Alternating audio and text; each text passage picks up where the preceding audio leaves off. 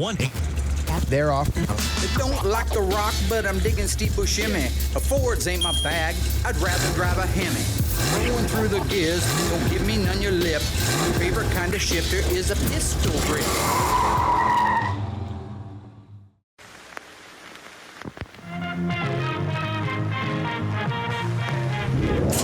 They're coming to get you, Barbara.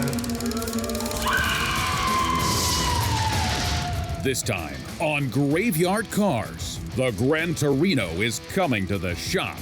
That is Brett Torino, the owner of the most valuable Mopar to ever grace Graveyard Carz, the 1970 Hemi Coronet RT 4-speed convertible. This car, an ultra rare, one of 2 ever built, is now literally one of a kind. Stay tuned for every phase of the restoration and the dramatic reveal. But that's not all. Mark still needs to take the little dead wagon with its Ray Barton Hemi for a not-to-be-missed road test. In Springfield, Oregon, Mark Warman, together with his skilled ghouls, It has been established that the unburied dead are coming back to life. bring classic Mopar muscle cars back from the dead to look like they did the moment they left the factory floor. Because of the obvious threat, this station will remain on the air day and night.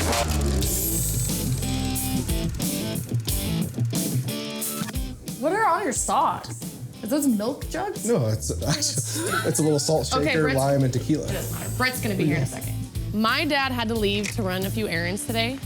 Conveniently, right when Brett was supposed to show up to pick up the car. So I went and chatted with Will and asked him what he thought we should do since my dad left, and he thought that we should go ahead and do the reveal without my dad. And I thought that that was actually a really good idea. My dad's always talking about, you know, us taking the initiative, filling shoes, whatever. So what could go wrong?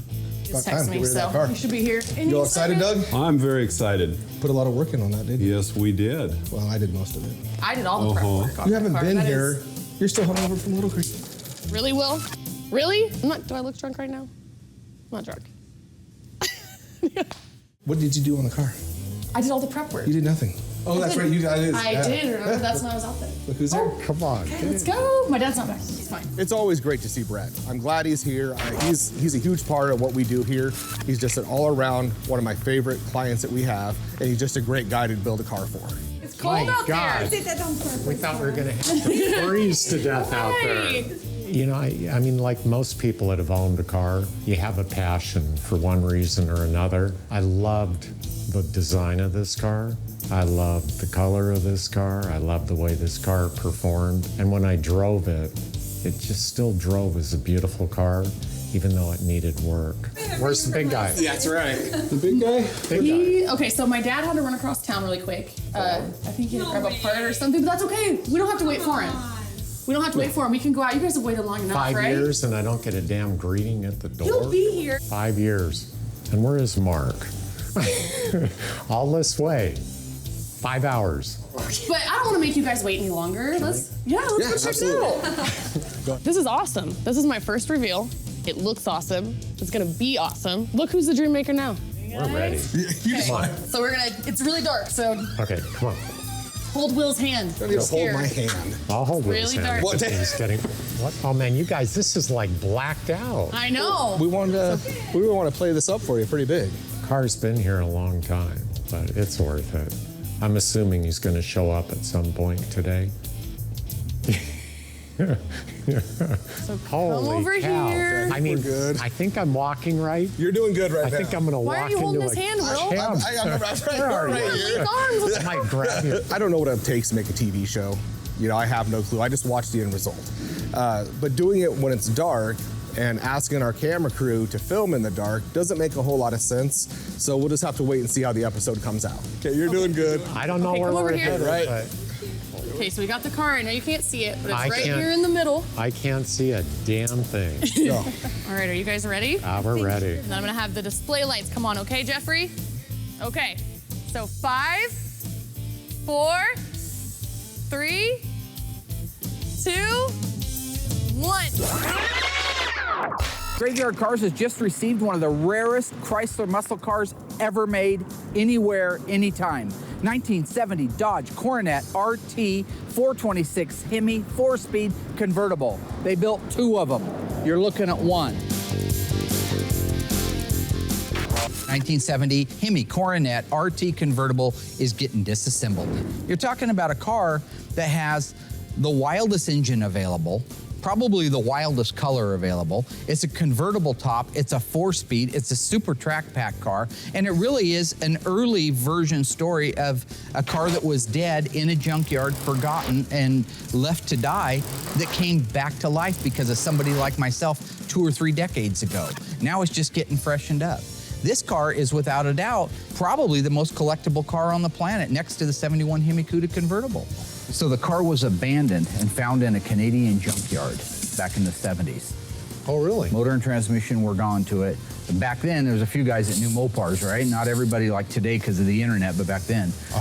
He looks at the VIN number on the fender tag, says, oh, 70 Hemi car. Yeah, looks at the registry, there's none registered, goes and figures out that it's one of 2 made, and he starts building the car back together. The 70 Coronet convertible is one of only 2 RTs with a Hemi. That means we gotta be on our A game. We're reusing a lot of these parts, so everything has to be inventoried and taken good care of. In 1973, this car came with an electronic ignition and an optional sliding metal sunroof on 2-door models. The Sport model had an optional utility package that, when the rear seats folded down, provided 6.5 feet of carpeted cargo area. This car featured simulated wood grain door trim panels, 2-speed wipers, front armrests, and a heater defroster, which was pretty cool. And due to complaints, they renamed the Dodge Demon to the Dart Sport, making it our Corpse of the Week. We're knee-deep on the disassembly of the Hemi Coronet convertible. Remember, that is a 7-figure car, so everything's going good now, but it needs to continue to go good. The little short history on this is Brett Torino had bought the car, I don't know when, and I certainly don't know for how much, but it's an expensive car to put in his collection because he only collects the best of the best. And they went out to start it a couple of years ago, and it dropped its oil pressure and started to make a knocking noise. They thought that it was a spun bearing, so that's when they reached out to me and said, well, listen, it's got a dent in the fender, it's got some updates that need to be done to it. Let's just send it up to Market Graveyard Cars. You know, walking around the car and looking at it, I had no reason to believe that there were any real hidden sins underneath it. I had every reason to believe that it was going to be a very, very nice, solid, original metal underneath that paint. After taking our time and getting it completely disassembled and everything bagged and where it was supposed to be, it was time to send it off and have it dipped. Truly, it wasn't until we got the car back and setting in the shop it bare, raw, that we could see all of the previous sins. It wasn't that somebody did a bad job, it was they did all that they could do with what they had when the car was built so many years ago. The quarter panels that were on the car were replacement quarter panels that were put on over the top of the originals. Now, I don't mean all the way down that they just stuck it on, but instead of seaming it at all of the openings, like the roof opening and the door openings, they just stuck it over the top and filled it with mud. So when we took the quarters back off so we could install them correctly, that's when we had to fix all the little problems on it. There was a section of rocker that was destroyed, and they don't make that rocker. 70 Coronet, nobody makes that, not rocker, but the quarter panel itself. Nobody makes that. So Brett came out to take delivery of his 1967 GTX. This is the convertible blue, white top, blue interior 4-speed car. Very, very rare car. One of his favorites of all time. So while Brett was here, he wanted to check out the Coronet, the convertible. So we went out back. We have it underneath our shelter area. It was covered up with a car cover. He spent some time looking at it. I had to show him some of the things that we were dealing with, some of the things that I anticipated. But, you know, rather than being upset that we're frankly a couple years behind, I know everybody that has a car here knows we're at least a couple years behind. Yeah, he was really receptive to all the things I talked about on the car, and I think appeased with where we're at on the car at this time. In the booth, we have Brett Torino's 1970 convertible Hemi Coronet, one of 2. Owner's been patient, but it's time to get it done, and that's what we're doing. So this color wasn't very popular, so when I tried to get the color, I called PPG. They didn't remake it because it wasn't a popular color.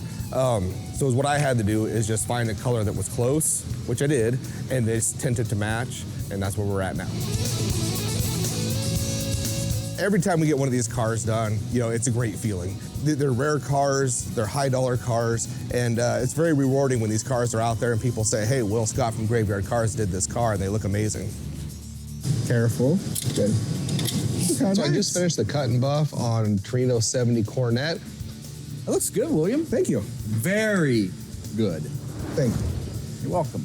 So now that the body's all wrapped up, I'll head to the booth. I got all the hood, deck lid, all the parts and pieces to get done. And like I said, the car came out sharp and I can't wait to see it all done. Painted them, came out great, got them buffed to perfection, and now we're gonna put them on. So it's mainly just go over there, bolt them on, a little tweak here or there, and they fall right into place. Actually, it's not bad right where it's at on my side. Keep going. Cool, color matches, we're done. You know, those are a really cool grill. Now on the Coronet RT, it has that red band that also goes with it. So we had to redo all of that stuff. We had to do the paint, the Argent Silver paint, had to do the red on it, but it was a very nice one to start with. The chrome bumper, it was beautiful, so we didn't have to replate it. And that was one of Brett's questions was, can we save some of the originality of it? And we were able to do it with that. One of the other big bruises on this car when we first took it in was the convertible top. The material itself was the wrong material. Somebody, when they had done the restoration on it, put the 67 earlier style, they call it a pinpoint.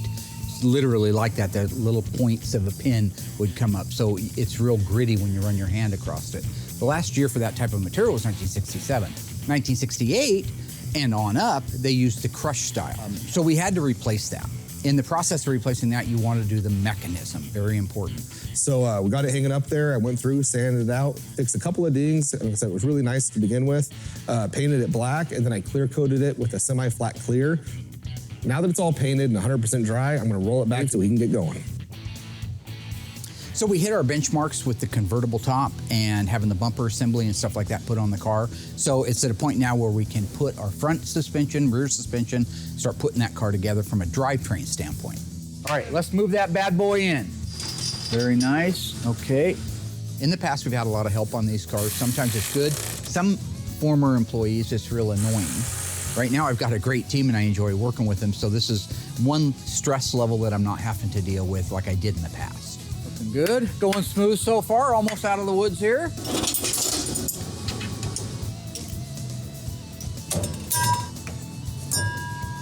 Beautiful. Nice work, guys. Okay, our shocks are in place.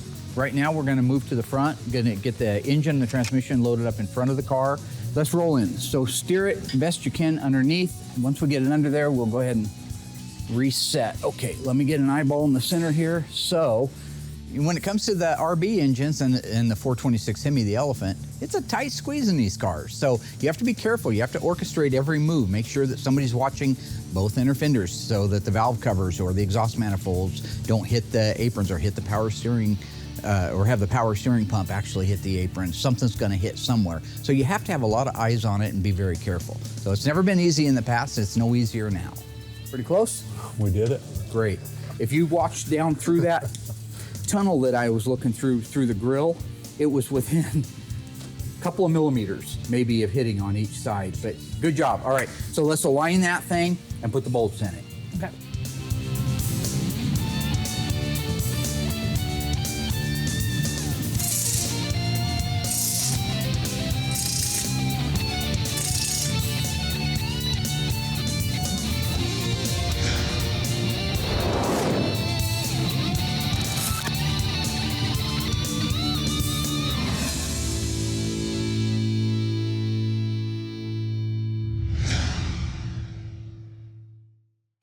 How much cargo space did the optional utility package available on the 73 Dart Sport offer?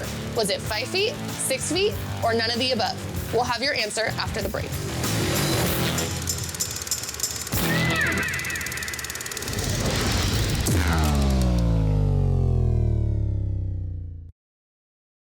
So, how much cargo space did the optional utility package available for the Dart Sport offer? If you said none of the above, you were right. It actually provided 6.5 feet of carpeted cargo room, and that's with the security panel and rear seat folded down.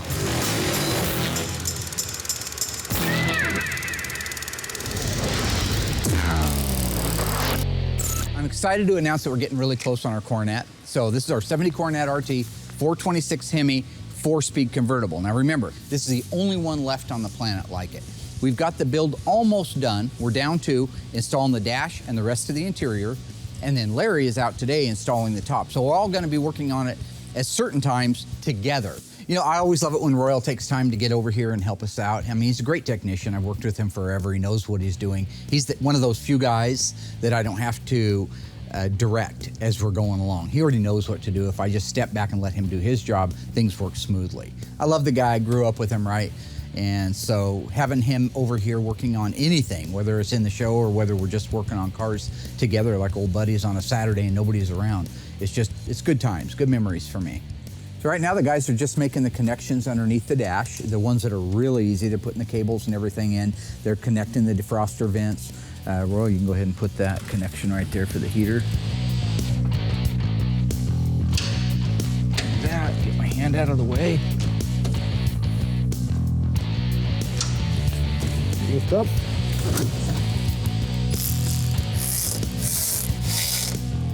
Nice work, gentlemen. That's how it's supposed to go. Good work, Rooster. Well, you're just a crazy man. Will I ride? Yeah. There are certain things that you just really enjoy the hell out of. And something like that that's in place that's that beautiful, you enjoy it. You just have to. If you don't, something's wrong with you. It's like Dougie. I think something's wrong with Dougie.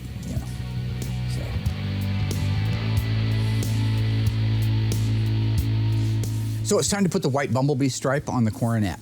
I'm gonna have Alyssa help me. I doubt very much that she'll do a whole lot of hands-on stuff, but every single time she helps me and she sees the process, and then sooner or later that will rub off on her. So when she's ready to do her very first decal on her own, she'll remember all those hurdles that I had to go through and know that I wasn't just doing it for the exercise. Every single thing mattered. You wanna make sure that the side marker opening is right in the center of the decal. The problem is if you put that center deck lid on that decal first and its trajectory is off just a hair, when you go to put the quarter panel one on, it won't be centered with the opening. So you've got to put it centered with the opening perfectly, go do the other side centered with it perfectly, then you put the center one on. The only thing is right now we're trying to beat the heat. We're having 100-degree days here, so the speed in which I have to move putting this decal on is fast, and when you're doing fast, you know, you always take a chance of damaging something. So just be diligent, work hard, work fast on it, make sure that you get everything squeegeed out in that first pass. So if there's an air bubble in there, the way that solution kicks off, that air bubble will be trapped. And you can deal with a few little air bubbles, but if it's very many at all, you're taking the decal off, calling Phoenix Graphics, and doing it again. We are in the position to make sure that the decals are installed and oriented correctly. They didn't have the luxury of time back then. They were putting out a lot of cars.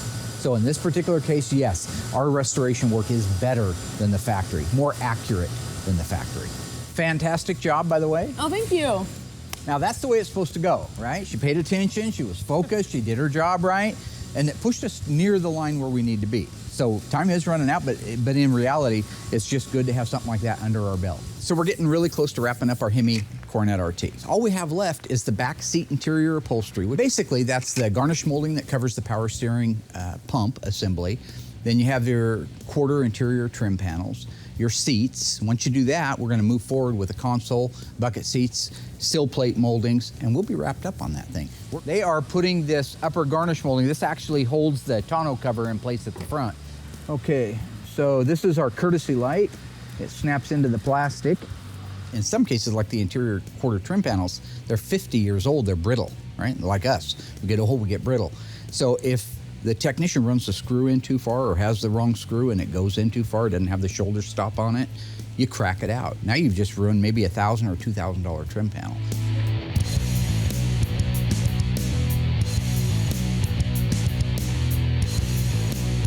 All right, that's beautiful. All right, looking good. Just like that.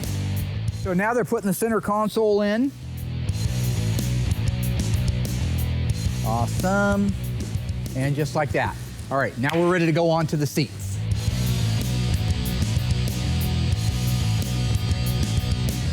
So they're gonna finish up the seats, top off all the fluid levels, get the battery charging on it. After that, we'll start it up outside. If it runs and it does what it's supposed to, we're going on a road test. And a road test.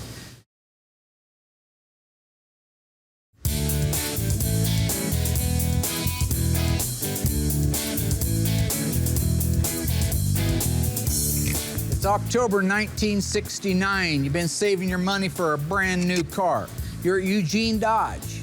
On the showroom is this beautiful, all-new 1970 Dodge Challenger. It has a 446 pack, a 4-speed transmission, a 410 Super Track pack. It's painted beautiful B7 blue, B5 interior with a white bumblebee. On the other side of the showroom is a gorgeous 1970 Dodge Coronet RT convertible. It features a 426 Hemi that puts out 425 horsepower. It's a 4-speed transmission, 410 Super Track pack. Which of these two cars would you lay your cash down for in 1969? Go to graveyardcars.com and cast your vote. We will announce which car got chosen next week live on Facebook. Don't forget to tip the salesman too. It's not a real cigar, just method acting.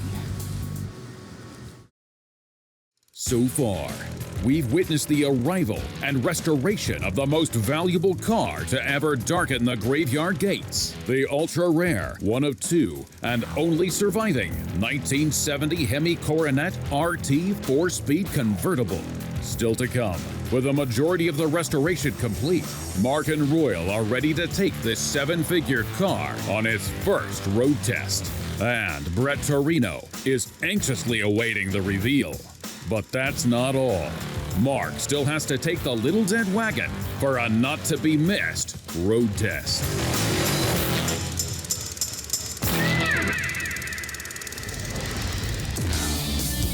So everything's going great. Other than the wheel alignment and some last-minute check-off stuff, a few assembly line markings, really the car's done.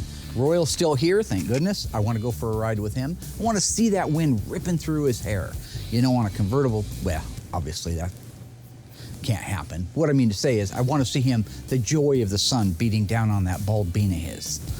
Chrome dome, that's what I call him. He's my friend. Like a great big toe stuck on his shoulders.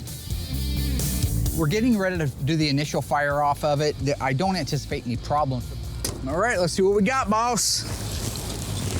Fire it up. All right.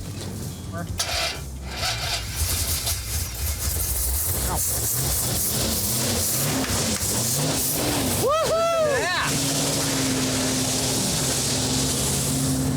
Boy, that sounds good. I'm gonna let it warm up. Drop the top. Drop the top down? Yeah. God, it's even idling nice. How about that? Let's see if the power windows work. Look at that, Rollo. Hey. Let's try the door.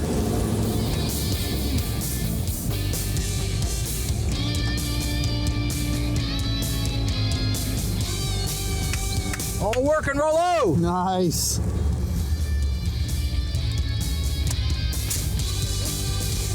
Are we ready?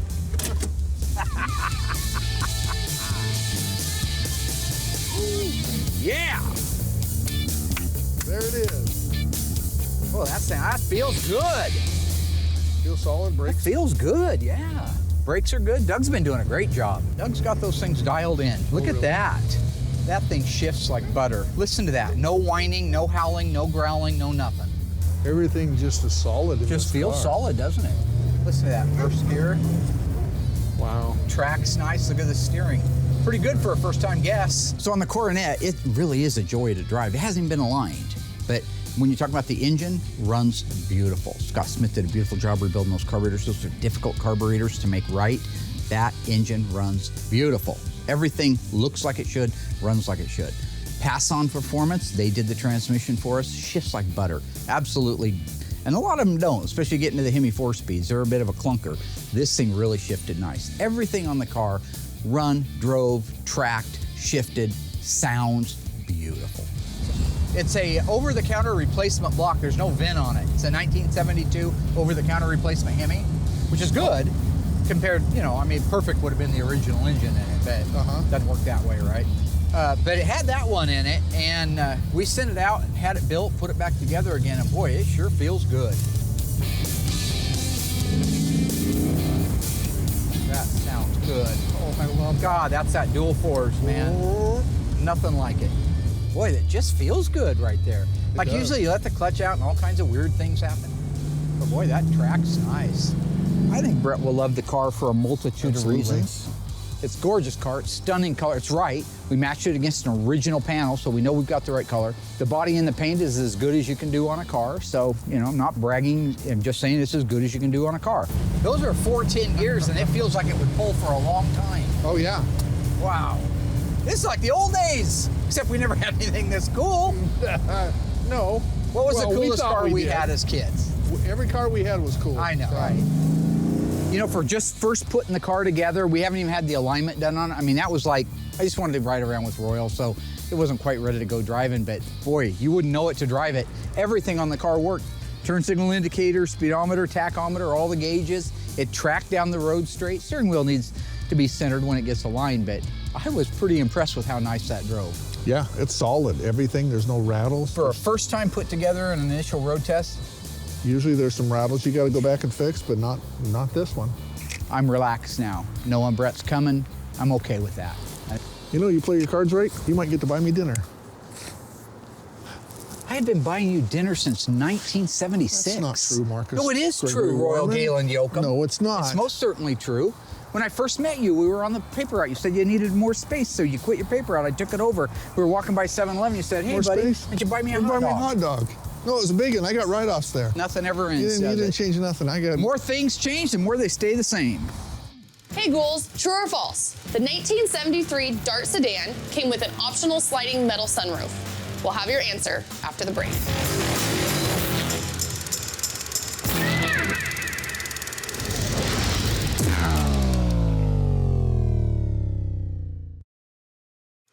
Moment of truth, guys. Did the 1973 Dart sedan come with an optional sliding metal sunroof? If you were paying close attention to our Corpse of the Week, I already told you. You know that the sunroof was only available for the 2-door models.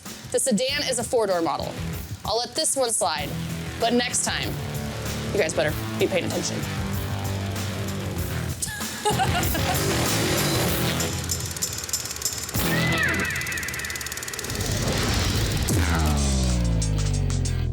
Alyssa worked with me a couple of times in the past on doing assembly line markings and information labels. We got our packet a couple of weeks ago from ECS. They're the ones that are making the door VIN label, as well as all the other information labels and replica part number labels. So that'll be a good experience for Alyssa to have. She's worked with me on the markings before, but she hasn't necessarily done it on a 1970 B-body with a 426 Hemi. So we're gonna work together on that. That's gonna be one of the last things that car needs. We're going to start with the rear axle. So we actually need to flip through to 13-9-28. So we can start just where he does. We can go with the numbers first. So here's a 0, here's an 8, and there's a 4. Okay, and then we need it in yellow ink. It does look like it's in yellow ink, which is this yellow right here. So what we try to do is our best experience at what gets actually the assembly line markings themselves and what colors they are. That there are people out there at home, I'm sure, that have done this, that know a lot about the car and say, oh no, I got a 1970 Survivor Super B and it didn't have white, it had yellow. That's possible. But in this particular case, we've done our best research to be able to emulate the assembly line markings. There we go. That 0 though, no, it looks Yeah, good. give me better than anything you can do. All right. You'll look at all the Danas. They've got this on every one of the Danas and the 8 3/4 as well. It's just an X, kind of like that, and the other half of the X, something like that, and then it usually has a circle around it. Okay, done. So once we get all the assembly line markings done, we'll let it down, we'll put on the instructional decals and labels, and then it'll be ready for Brett. So we're just gonna put a daub right there, then a little something there. Do a daub, and a little mark right there. That's good. Inconsistent, not too much. It's not, they weren't artists on the line, they were just blasting that thing.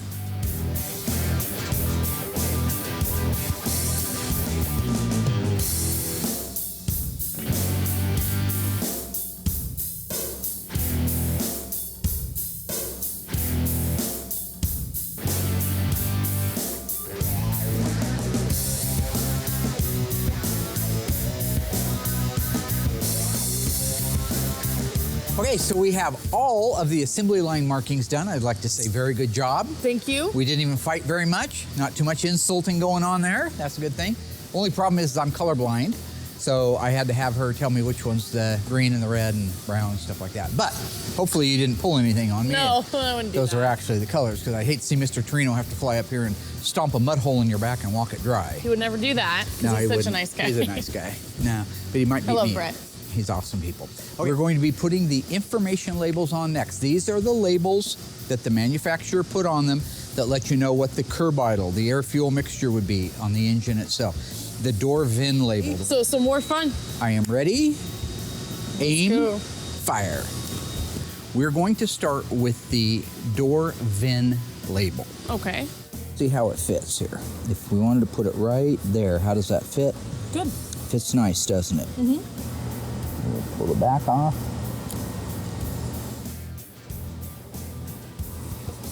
And that is how you do that. Voila. I want to be able to drop the convertible top down. Okay. And be able to put the rest of the labels on. But first we have to put the warning label that goes on the header. So go ahead and get in the passenger side. Okay, get that out of the way. So that label goes right here. Go ahead and set it up there. Not your hand, the label. I'll have the label. Well, get the label. We need the label. I know, but you didn't tell him.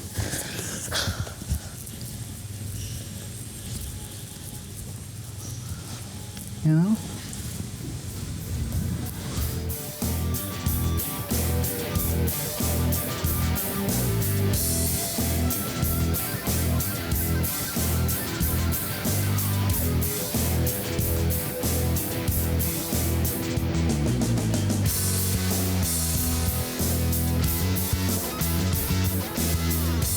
So I think that everything went great. I think you did a good job. You learned. Thank you. This is like your third or fourth one now, so you should be getting it down. Someday the old man's not going to be here, and you're going to have to do this stuff on your own. That's not true. Not everybody lives forever, my friend.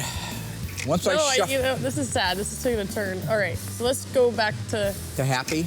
So happy is we have more cars that we need to do assembly line markings for. Yes. So you need to get out the 1968 B body book and the 1970 E body Tomorrow? book and the other 1970 E body book, because we have lots of stuff to do. Okay. Assembly line markings, we bring them back. We don't just bring them back, but we bring them back right.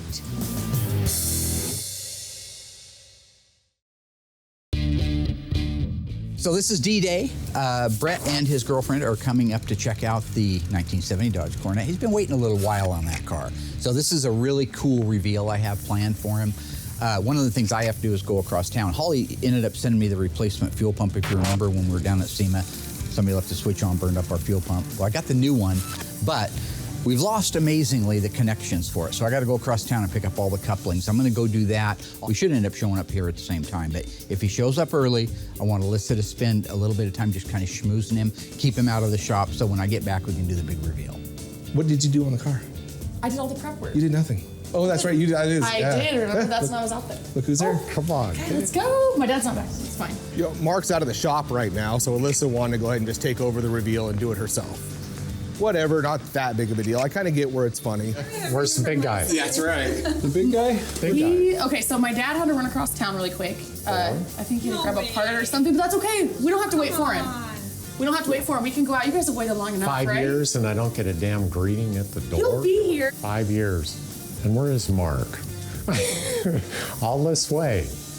5 hours. But I don't want to make you guys wait any longer. Let's go check it out. This is awesome. This is my first reveal. It looks awesome. It's gonna be awesome. Look who's the dream maker now. We're ready. Come on. So we're gonna, it's really dark, so Okay, come on. hold Will's hand. Don't even hold my hand. I'll hold Will's Really hand. dark. He's getting, what? Oh man, you guys, this is like blacked out. I know. We want to play this up for you pretty big. Car's been here a long time, but it's worth it. I'm assuming he's going to show up at some point today. So Holy come over cow. here. I think we're good. I think I'm walking right. You're doing good right I now. think I'm going to Why are walk you into holding a his hand, Will? I'm right here. I grab you. I don't know what it takes to make a TV show. You know, I have no clue. I just watch the end result. But doing it when it's dark and asking our camera crew to film in the dark doesn't make a whole lot of sense. So we'll just have to wait and see how the episode comes out. Okay, you're doing good. I don't know where we're headed, right? but Okay, so we got the car. I know you can't see it, but it's I right can't- here in the middle. I can't see a damn thing.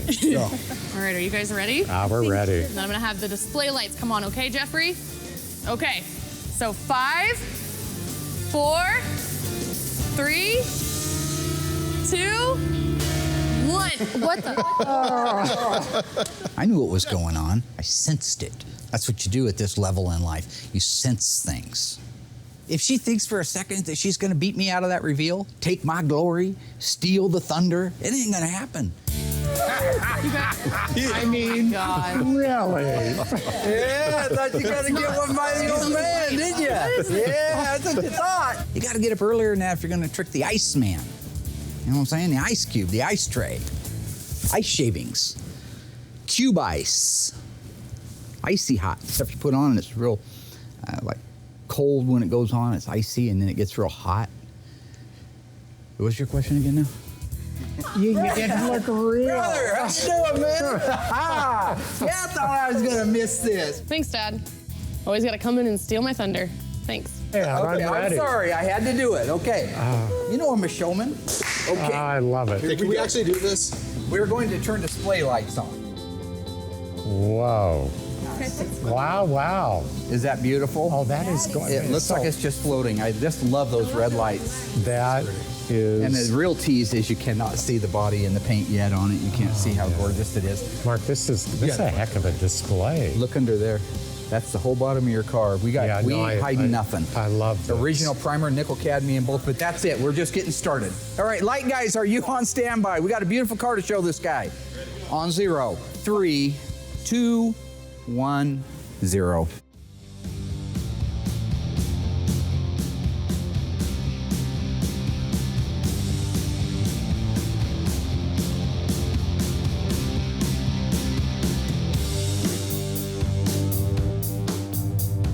Yes. Look at that. Wow.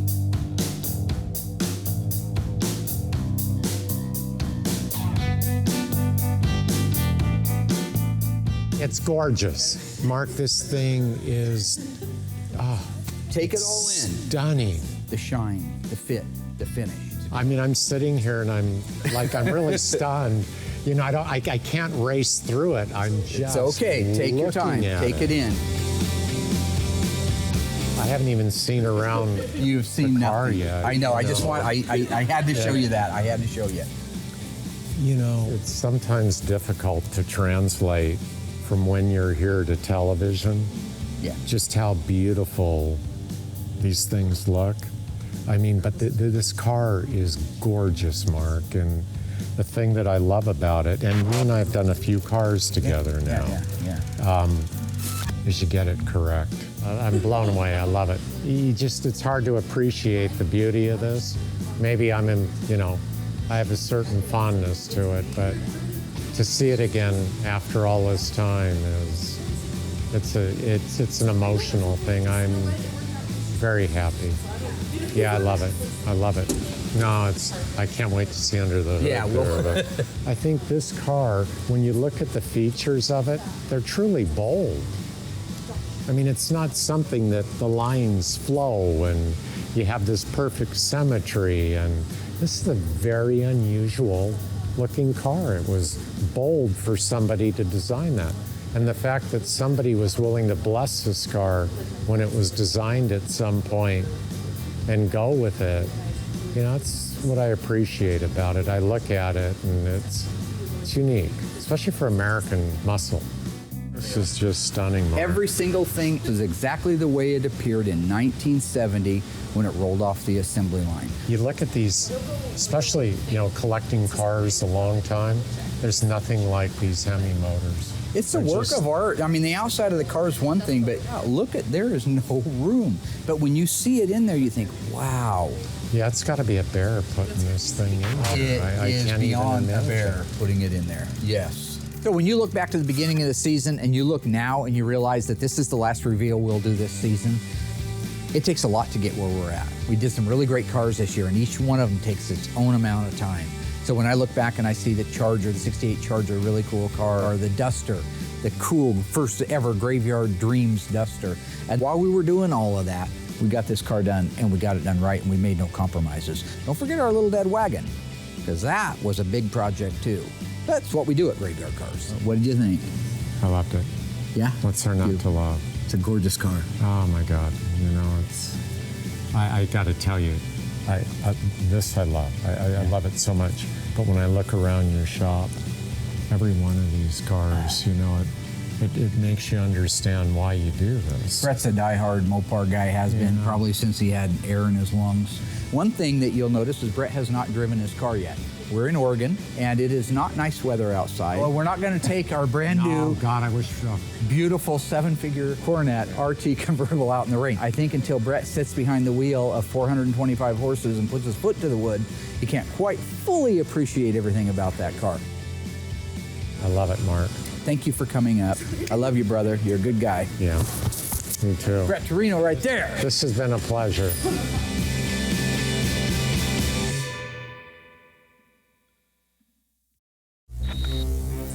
With the 1970 Dodge Coronet RT done, we can now move over and put the fuel pump on our A100, the little dead wagon.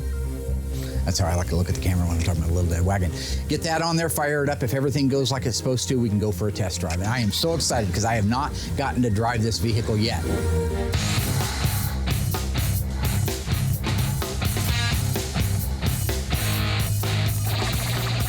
So driving this thing is amazing, right? First off, you're driving a bomb. I feel like Wile E. Coyote driving around on a skateboard with a rocket strapped to it. I mean, it's just not gonna work out good one day. But just playing with it a little bit, hitting the throttle. Remember, it's got 923 horsepower, and it's going right to the ground. I mean, there's no slop. Monster transmission, 727 torque flight that just shifts like that, like lightning, right? Ray Barton, 923 horsepower. Holley, dual Holley carburetors with a 871 blower shop supercharger on it. Diamond brand pistons, Milodon oiling system. I mean, you name it, this thing is built. This thing is ready to rock and roll. Out on the road, you know it's ready to rock and roll because every time you hit the gas, the front end comes up in the air and I get scared because I'm not used to doing wheelies down a track. If I had a motorcycle, it's different. This is a big rig. This is my town, right? I grew up here. All of the memories that I have in life are of this town and these roads. And I was thinking that, you know, I built this model when I was a little kid over on 14th Street. When I'm driving it, I just kind of flash back to that.